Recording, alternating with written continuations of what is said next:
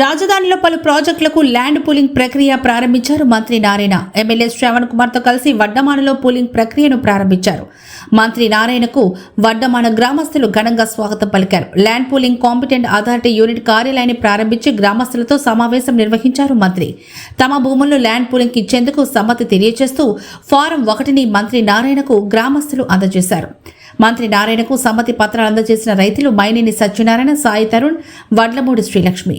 రైతులు కౌలు చేసేందుకు ముఖ్యమంత్రి గారు ప్రాథమికంగా అంగీకరించారు. 1768 ఎకరాలకి ల్యాండ్ పుల్లింగ్ కార్యక్రమాన్ని ఈరోజు ఆఫీస్ ఓపెన్ చేసి స్టార్ట్ చేసాం.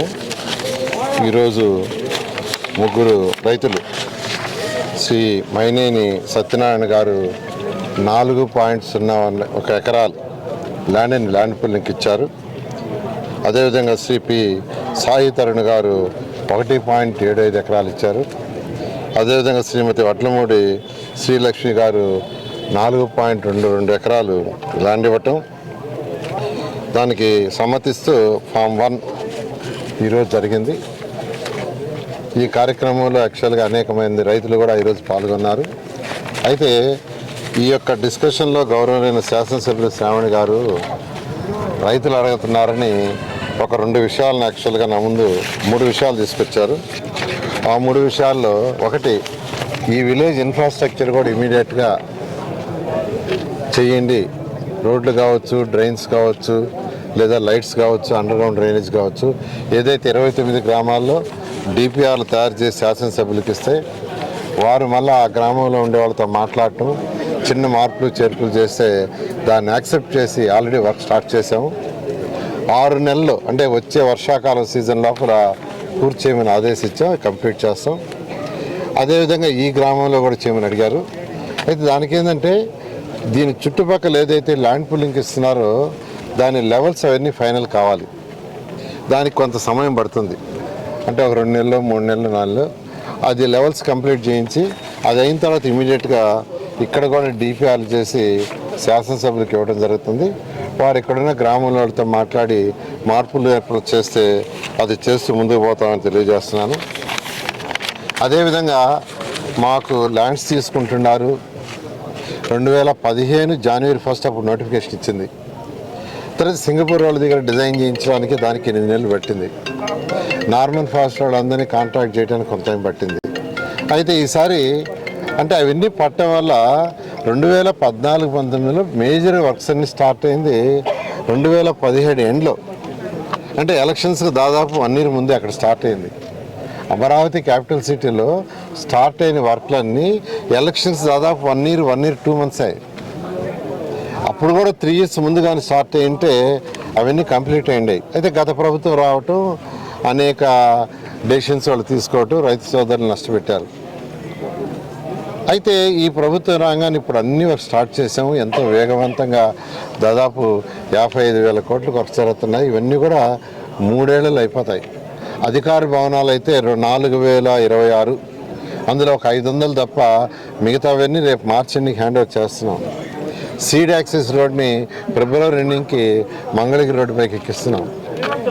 అదేవిధంగా ట్రంక్ రోడ్స్ అన్నీ 2 years లోపల అయిపోతాయి.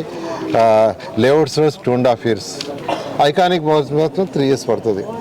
అయితే కొత్తగా ఏదైతే ఇప్పుడు ల్యాండ్ పుల్లింగ్ తీసుకుంటున్నామో అక్కడ వాళ్ళందరూ ఇలా డిలే అయితే ఎట్లా సార్ మాకు అంటే, దానికి యాక్చువల్గా ముఖ్యమంత్రి గారితో చెప్పడం జరిగింది. ఫస్ట్ సీడ్ యాక్స్ రోడ్లు ఎలా అయితే ఇప్పుడు 2 lane వేస్తున్నాం, మాస్టర్ ప్లాన్ 9 లైన్స్కి 12 lanesకే మాస్టర్ ప్లాన్ చేస్తాం సార్. అయితే ఫస్ట్ ఒక 2 lanes చేసి ఫస్ట్ ఎలక్ట్రికల్ లైన్స్ ఇచ్చేస్తాం. ఏమైనా కన్స్ట్రక్షన్ చేసుకునే వాళ్ళు చేసుకుంటారు, ఇబ్బంది ఉందని దానికి ముఖ్యమంత్రి గారు యాక్సెప్ట్ చేశారు. అది వీలైనంత తొందరలో కంప్లీట్ చేస్తాం. అది 3 ఏళ్ళు కూడా అవసరం లేదు, ఒక 2 ఏళ్ళలోనే ఫస్ట్ అది కంప్లీట్ చేస్తాం. మిగతా వరకు జరుగుతూ ఉంటుంది అనేది యాక్చువల్గా శాసనసభ్యులకి ఇక్కడున్న రైతు సోదరులందరూ చెప్పడం జరిగింది. వీటన్నిటికంటే కూడా ఏంటంటే ముఖ్యంగా 2014-19లో రాష్ట్రంలో రైతు రుణమాఫీ ఉండింది, రాష్ట్రం మొత్తం. అదేవిధంగా ఇక్కడ అమరావతి క్యాపిటల్ సిటీలో కూడా ఆ రుణమాఫీ 1,50,000 వరకు ఎడ్ చేసాం. ఒక నిమిషం, 1,50,000 వరకు చేసాం. 1,50,000 వరకు చేసాము. అయితే ఇప్పుడు రుణమాఫీ రాష్ట్రంలో లేదు. అయితే ఈరోజు శాసనసభ్యులు ఇక్కడ రైతులందరూ అడుగుతున్నారు, అప్పుడు ఇచ్చారు కదా అలాంటి ఫెసిలిటీ ఇస్తే కుటుంబానికి ఆ రోజు ఎలా ఇచ్చారో అదేవిధంగా కుటుంబానికి ఇస్తే కొంత ఉపశమనం ఉంటే వెంటనే ముఖ్యమంత్రి గారితో మాట్లాడాను. ముఖ్యమంత్రి గారు దాన్ని యాక్సెప్ట్ చేశారు. కాబట్టి ముఖ్యమంత్రి గారు నేను ప్రత్యేకంగా రైతు సోదరులందరి మధ్య తరఫున ప్రత్యేకంగా ధన్యవాదాలు తెలియజేస్తున్నాను. ఎందుకంటే పెద్ద ఇష్యూ, దాదాపు ఒక 500 కోట్ల పైగా అవుతుంది. దాన్ని యాక్చువల్గా ముఖ్యమంత్రి గారు అడగంగానే యాక్సెప్ట్ చేసినందుకు మరొకసారి కూడా ధన్యవాదాలు తెలియజేస్తున్నాను. మరొకటి యాన్యుటీ ఏదైతే 30,000, 50,000 జరీబు కాకుండా 30,000, జరీబు అయితే 50,000 దాన్ని కూడా పెంచమని యాక్చువల్గా అడిగారు. దాన్ని కూడా ముఖ్యమంత్రి గారి దృష్టికి తీసుకుపోయాను.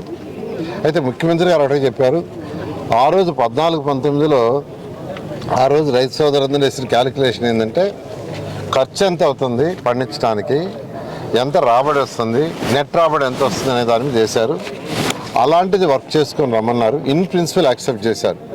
ఇన్ ప్రిన్సిపల్ పెంచడానికి యాక్సెప్ట్ చేశారు. కానీ ఎంత పెంచాలనేది ఆ ఖర్చు, వచ్చే రాబడి, నెట్ ఆదాయం క్యాలిక్యులేట్ చేసుకొని రమ్మన్నారు. ఈరోజు ముఖ్యమంత్రి గారు ఢిల్లీ పోతున్నారు కాబట్టి అది సిఆర్డీ వాళ్ళు క్యాలిక్యులేట్ చేసి ఆ తర్వాత ప్రజాప్రతినిధులతో కూడా చూపించి తర్వాత ముఖ్యమంత్రి గారికి చూపించి దాని మీద ఒక డెసిషన్ తీసుకొని ముందుకు పోవడం జరుగుతుంది. ఈరోజు ఎవరైతే సోదరులు సోదరిమణులు ల్యాండ్ పూలింగ్ ఇచ్చారో వాళ్ళందరూ కూడా ప్రత్యేకంగా ధన్యవాదాలు.